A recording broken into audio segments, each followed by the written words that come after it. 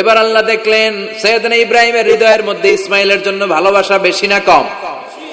কত বেশি জানেন? সৈয়দনা ইসমাইল যখন দুনিয়াতে এসেছে তখন সৈয়দনা ইব্রাহিম আলাইহিস সালামের বয়স ছিল 86। কত?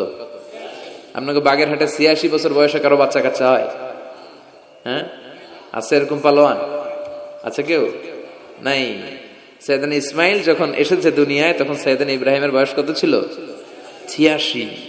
তার মানে 86টা বছর আল্লাহর কাছে কাঁদছে আর দোয়া করছে, আল্লাহ একটা সন্তান দাও দাও দাও, দেয় নাই। 86 বছর বয়সে যে সন্তানটা দিল, ওই সন্তানের প্রতি মায়া, দরদ, মোহব্বত, ভালোবাসা বেশি না কম? আল্লাহ দেখতে চাইলেন ওই ছেলের জন্য মায়া বেশি নাকি আল্লাহর জন্য বেশি। আল্লাহ ডেকে বললেন, ইব্রাহিম দেখি হৃদয়ে কার জন্য দরদ আর ভালোবাসাটা বেশি। যাও আমার সন্তুষ্টির জন্য 86 বছর বয়সে পাওয়া কলিজার টুকরা দুধের বাচ্চা ইসমাইলকে জবাই করে আমার খুশি অর্জন করো। জবাই করো, স্যাক্রিফাইস করো, আমার জন্য উৎসর্গ করো। এরপর ওনার ছেলের সাথে কি বললেন আছে না নাই? ফালাম্মা বালাগা মাআহু আস-সা'য়া ক্বালা ইয়া বুনাইয়া ইন্নী আরা ফিল মানামি আন্নী আযবাহুক ফানজুর মাযা তারা। দুধের বাচ্চা ছোট্ট ইসমাইল ডেকে বলে, ও ইসমাইল, আমি স্বপ্নে দেখেছি আমি তোমারে জবাই করছি, এখন কি করব? সুবহানাল্লাহ। আমার আব্বা যদি আমার কইতো, আপনার বাবা যদি বলতো, আব্বা তোরে তো দেখছি স্বপ্নে জবাই করি, আমরা কইতাম, আব্বা আমার দেখেন না, আমার বড়টারে দেখছেন। কথা কন। আমরা বলতাম, ছোটটারে দেখছেন, ওইটারে জবাই করেন, মাইজ্জাডারে করেন, বড়ডারে করেন, আইন আই হাইতান্ন। সুবহানাল্লাহ কইবেন না? কি বাবা, কি ছেলে! ইন্নী আরা ফিল মানামি আন্নী আযবাহুক ফানজুর মাযা তারা। ইসমাইল স্বপ্নে দেখেছি তোমারে জবাই করতেছি, কি করব কও? সাইয়েদনা ইব্রাহিম এই প্রশ্ন করার পরে সাইয়েদনা ইসমাইল বললেন, ক্বালা ইয়া আবাতি ফাআল মা তুমার। বাবা আপনি স্বপ্নে যা দেখেছেন ঠিক তাই করেন, যা দেখেছেন তাই করেন। আমগো পোলা গুলাও পোলা, ওনার পোলাও পোলা। সাতাজিদুনি ইনশাআল্লাহু মিনাস সাবিরিন। আব্বা আমি তো ডরাই না, আপনি ডরায়েন না। আমি ভয় পাই নাই, আমি ভয় আছে, আপনি ভয় পান কিনা? আল্লাহু আকবার! কি ছেলে দিয়েছিল আল্লাহ তারে! ইফআল মা তুমার সাতাজিদুনি ইনশাআল্লাহু মিনাস সাবিরিন। ও বাবা আপনি ভয় পায়েন না, ইনশাআল্লাহ আপনি আমারে ধৈর্যশীল দেখতে পাবেন, আপনি আমারে ধৈর্যশীল দেখতে পাবেন। তাহলে ছেলের সাথে কি কথা হয়েছে কোরআনে আছে না নাই? বলতে দেরি, ছুরি নিয়ে গলার মধ্যে ছুরি চালাতে 1 সেকেন্ডও দেরি করে নাই। সুবহানাল্লাহ পড়েন। তার মানে এই পরীক্ষায়ও আল্লাহ বলেন, ক্বাদ সাদ্দাকতার রুইয়া ইন্না কাযালিকা নাজজিল মুহসিনিন। ইব্রাহিম ছুরি আর চালায়ও না, ইসমাইলরে মারা আমার উদ্দেশ্য না, তোমার হৃদয়টা দেখা উদ্দেশ্য। এই ইসমাইল মরে গেলে তো সব ঘটনা উলট পালট লেগে যাবে, কারণ আখিরি জামানার পয়গম্বর বিশ্বনবী মুহাম্মদ রাসূলুল্লাহ সাল্লাল্লাহু আলাইহি ওয়াসাল্লাম এই ইসমাইলের বংশে পৃথিবীতে আগমন করবে। চিল্লায় কোন ঠিক কিনা? ইসমাইলকে বাঁচিয়ে রাখা আল্লাহর জন্য ওয়াজিব, আল্লাহ নিজের জন্য এটাকে আবশ্যক করেছেন। সুবহানাল্লাহ পড়েন। কুড ইউ ইমাজিন কি স্যাক্রিফাইস তিনি করেছেন! প্রতিটা পরীক্ষায় পাস। পরীক্ষার ফলাফলে আল্লাহ কি বললেন? তোমার আমি কি বানাইলাম? নেতা। নেতা হওয়া এত সোজা না। লিডারশিপ কোয়ালিটিটা অনেক গুরুত্বপূর্ণ কোয়ালিটি, এটা চাইলেই পাওয়া যায় না। এটা নিজেকে তিলে তিলে পরীক্ষায় উত্তীর্ণ করে, কষ্টি পাথর দিয়ে যাচাই বাছাই হওয়ার পরে নিজেকে প্রমাণ করে করে নেতা হতে হয়। চিৎকার করে বলেন ঠিক কিনা? আল্লাহ বললেন, আমি আমার খলিলরে খালি পরীক্ষার উপর পরীক্ষা নিলাম। যারে আল্লাহ ভালোবাসে বেশি তার জীবনে পরীক্ষা।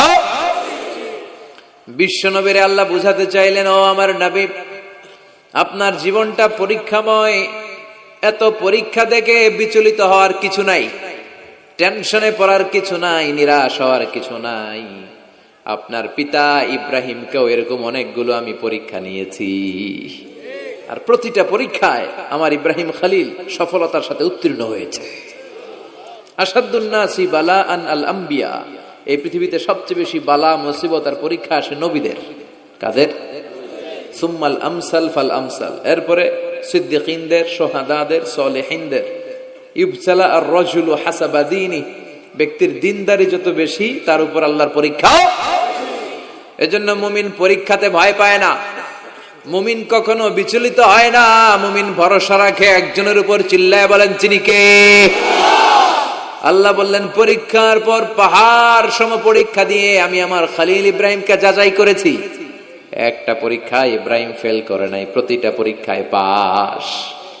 এগুলো বলে বলে বিষ্ণুনবীর আল্লাহ সান্ত্বনা দিচ্ছেন, নবী ওরা আপনারে গালি দেয় জাদুকর বলে, ওরা আপনারে গালি দেয় গণক বলে, ওরা আপনারে কবি বলে গালি দেয়, ওরা আপনারে পাগল বলে গালি দেয়, একটার পর একটা পরীক্ষায় আপনি জর্জরিত হচ্ছেন। নবী আপনার পিতা ইব্রাহিম তার চেয়েও বেশি পরীক্ষায় পড়েছে। দুনিয়াতে আমরাও যারা পরীক্ষার শিখা, আমরাও সাইয়েদনা ইব্রাহিমের জীবনী থেকে শিক্ষা নেওয়ার দরকার আছে না নাই? গালি আসবে, মন্দ কথা আসবে, বিপদ আসবে, জেল জরিমানা আসবে, ঝুঁকি আসবে। এই ঝুঁকি আর রিস্কের মধ্য দিয়ে কালিমার দাওয়াতের প্রচারের কাজ করতে হবে। চিল্লা এখন ঠিক কিনা? এটাই মুমিনের বৈশিষ্ট্য। ঝুঁকি, বিপদ, পরীক্ষা, বালা, মুসিবত এগুলো মুমিনের লক ছাড়ে না, পিস ছাড়ে না। কারণ মুমিনরে পছন্দ করে কে? মুমিন খুব ভালো করেই জানে বিপদের পরেই বিজয় দান করবে কে। রাত্রি যত গভীর হয় সুবহে সাদেকের সময় কাছে আসতে থাকে, গর্ভবতী নারীর পেটের ব্যথা যত বাড়তে থাকে, নতুন মেহমান দুনিয়ায় আসার সময় ঘনাতে থাকে, তেমনি ইসলামের পক্ষে যারা কথা বলে তাদের উপর বিপদ, ঝুঁকি, অত্যাচার, অনাচার যত বাড়তে থাকে, কালেমার বিজয়ের সময়টাও কাছে আসতে থাকে, কাছে আসতে থাকে। এই নাজরানা আমাদেরকে দিতে হবে। পরীক্ষায় আমাদেরকে সাইয়েদনা ইব্রাহিমের মতো উত্তীর্ণ হতে হবে। জালিমরা বেশি দিন থাকতে পারে না, এটা ইতিহাস সাক্ষী। কথা বলেন? যারা জুলুম করে তাদের জন্য তো সাহায্য নাই, যারা মাজলুম তাদের জন্য সাহায্য। বদরের প্রান্তরে 313 জন মাত্র দরিদ্র, গরিব, মাজলুম সাহাবী, তাদের জন্য আকাশ থেকে ফেরেশতা দিয়ে নুসরাত সাহায্য করেছে কে? তার মানে মাজলুম আল্লাহর পক্ষে আর জালিমের বিপক্ষে, ঠিক কি না? জালিমের জন্য কোনো সাহায্য নাই, বরং দুনিয়ায় যারা জুলুম করে তাদের ক্ষমতা বেশি দিন থাকে না। ফেরাউন বেশি দিন থাকে নাই, থাকছে? নমরুদ বেশি দিন থাকে নাই, থাকছে?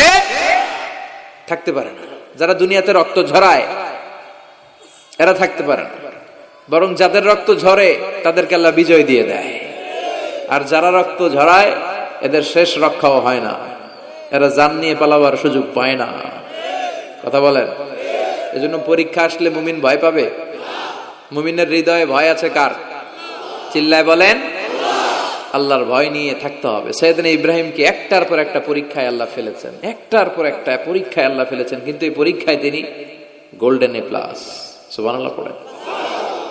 রব্বুল আলামিন বলেন, ওয়া ইয বিতালা ইব্রাহিম রাব্বুহু বিকালিমাতিন ফাতাম্মাহুন্না ক্বালা ইন্নী জাইলুকা লিন-নাসি ইমামা।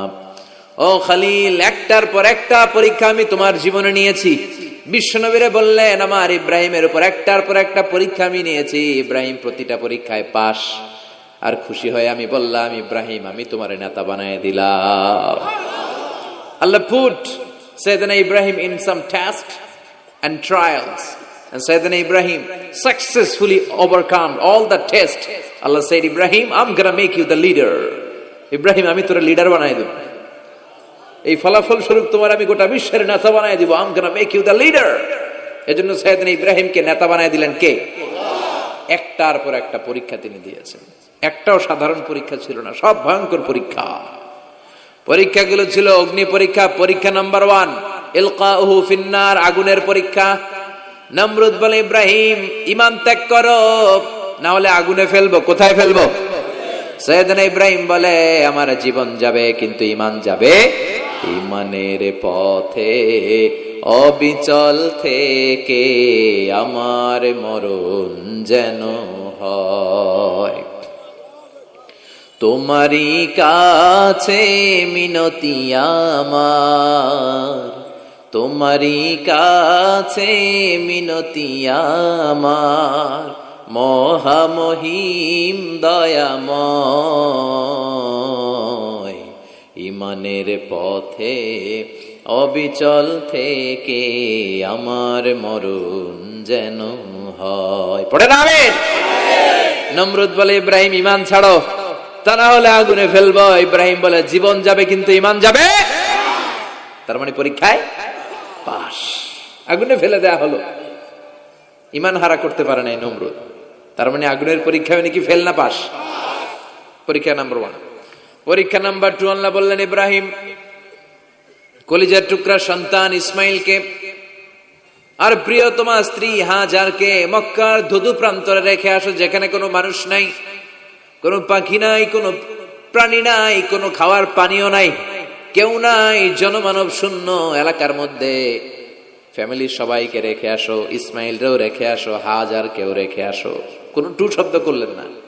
সাইয়েদনা ইব্রাহিম কিছু জিজ্ঞেসও করলেন না, বলার সাথে সাথে ওনার স্ত্রী আর কলিজার টুকরা বাচ্চাটারে মক্কার ধুধু প্রান্তরে রেখে দিয়ে আসলেন। এই পরীক্ষায়ও কথা বলেন, এই পরীক্ষায়ও আমাদেরকে যদি আল্লাহ বলে যাও তোমার সন্তান তোমার স্ত্রীকে রেখে আসো সাহারা মরুভূমিতে, পারবেন? হ্যাঁ, কি পরীক্ষা দিয়ে আল্লাহর প্রিয় হয়েছে। তার মানে আগুনের পরীক্ষায় পাস, ফ্যামিলি বিসর্জন দেওয়ার পরীক্ষায় পাস।